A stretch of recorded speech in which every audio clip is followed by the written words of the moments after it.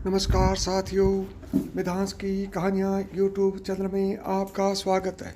आज मैं आपको बताऊंगा, जब सत्य भामा ने भगवान श्री कृष्ण को मन की बजाय धन से तोलना चाहा तब क्या हुआ। यूँ तो भगवान श्री कृष्ण की 16,108 रानियाँ थी, लेकिन उन सब ने अपनी इच्छा से श्री कृष्ण जी को पति के रूप में वर्ण किया था।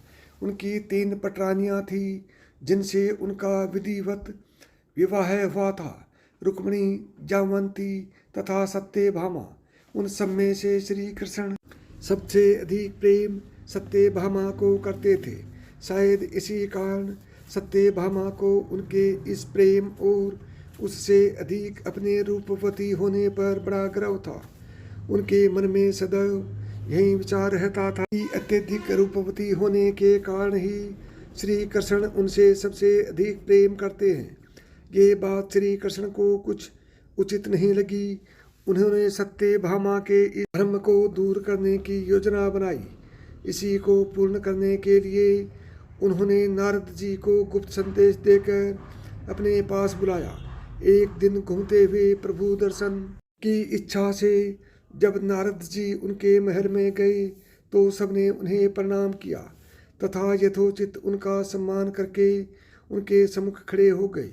यूं ही बातों में सत्यभामा ने कहा कि हे महर्षि, आप मुझे आशीर्वाद दीजिए कि अगले जन्म में भी भगवान श्री कृष्ण ही मुझे पति रूप में प्राप्त हो।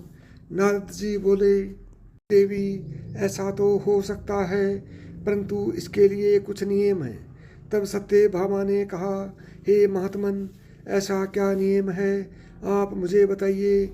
मैं अपने प्रभु को जन्म जन्मांतर की पाने के लिए सारे नियमों का पालन कर सकती हूँ। तब नारद जी बोले, यदि कोई व्यक्ति अपने सबसे अधिक प्रिय वस्तु इस जन्म में दान करे तो अवश्य ही वह वस्तु उसे अगले जन्म में प्राप्त होती है। तो अगर आप भी ऐसा चाहती हैं तो आपको भी श्री कृष्ण का दान करना चाहिए, तभी वो आपको जन्मों में भी प्राप्त होंगे। तो फिर मैं प्रभु को किसे दान करूं?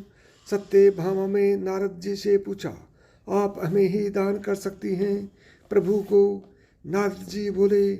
यह सुनकर सत्यभामा ने श्री कृष्ण को नारद जी को दान रूप में देने का निश्चय कर संकल्प कर लिया। जब अपने दान की वस्तु साथ ले नारद जी स्वर्ग लोक को जाने लगे तो सत्यभामा को चिंता हुई। उन्होंने सोचा बाद के लिए अपना बनाना था, परंतु प्रभु तो अभी से ही हमसे अलग हुए जा रहे हैं। यह सोचकर सत्यभामा रुक्मिणी के पास पहुंची और उन्हें सारी बात कही। तब तक नारद जी श्री कृष्ण को अपने साथ ले जाने की तैयारी कर चुके थे। तभी रुक्मिणी ने जाकर कहा, हे ऋषिवर, आप प्रभु को अपने साथ कैसे ले जा सकते हैं? तो नारद जी बोले, क्यों नहीं ले जा सकते? दान की हुई वस्तु को ले जाने में क्या हर्ज है? अब तो ये मेरे हो गए हैं।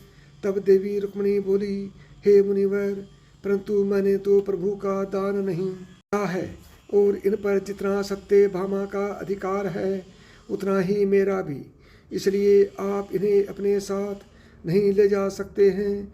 इस पर नारद जी बोले, हे देवी, आपकी ये बात तो उचित है, परंतु सत्यभामा ने इन्हें दान स्वरूप मुझे दिया है, इस कारण ये अब मेरे हैं, ये बात भी अनुचित नहीं है। तब सत्यभामा हाथ जोड़कर बोली, महर्षि, कोई ऐसा रास्ता नहीं है जिससे मेरा वचन भी पूरा हो जाए और मेरे पति श्री कृष्ण भी हमारे पास ही रहें।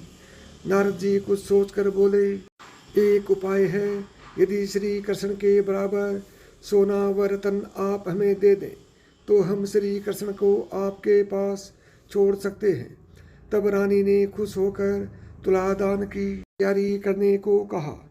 तब तराजू के एक पलड़े में श्री कृष्ण को बैठाया गया तथा दूसरे पलड़े में रानी ने अपने आभूषण चढ़ाने शुरू कर दिए। धीरे धीरे रानी सत्यभामा का सारा खजाना उस पलड़े में चढ़ गया, परंतु वो तराजू का पलड़ा जरा भी नहीं हिला। यह सब कुछ देखकर श्री कृष्ण मन ही मन मुस्कुरा रहे थे। वहाँ खड़े लोग आपस में तरह तरह की बात करने लगे। यह देख सत्यभामा ने कहा, यदि मैंने इन्हें दान किया है तो उबार भी लूँगी। यह कहकर उन्होंने अपने सारे पहने हुए आभूषण भी चढ़ा दिए, पर कांटा नहीं हिला।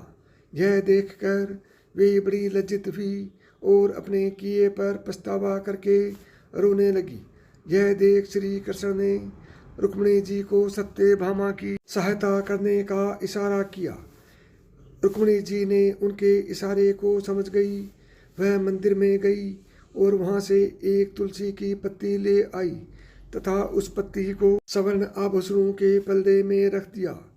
तुलसी दल रखते ही तुला के दोनों पल्ले का वजन बराबर हो गया। यह देखकर रानी सत्यभामा बहुत शर्मिंदा। उन्होंने श्री कृष्ण तथा अन्य रानियों से क्षमा मांगी। उन्हें अपनी भूल का एहसास हो चुका था। यह देखकर श्री कृष्ण बोले, जीवन में अगर कुछ करना है तो निस्वार्थ प्रेम करो। अगर स्वार्थ के वशीभूत होकर कुछ करते हो तो अपने जीवन की बहुत सी वस्तुओं को खो दोगे। तब नारद जी तुलसी दल लेकर स्वर्ग को ले गए। रुक्मिणी श्री कृष्ण की पटरानी थी। तुलसी के कारण ही वे अपनी वह अन्य रानियों के सौभाग्य की रक्षा कर सकी। साथियों, यदि यह कहानी आपको पसंद आई है तो मितांश की कहानियाँ यूट्यूब चैनल को सब्सक्राइब करें। नमस्कार दोस्तों, जय श्री कृष्ण।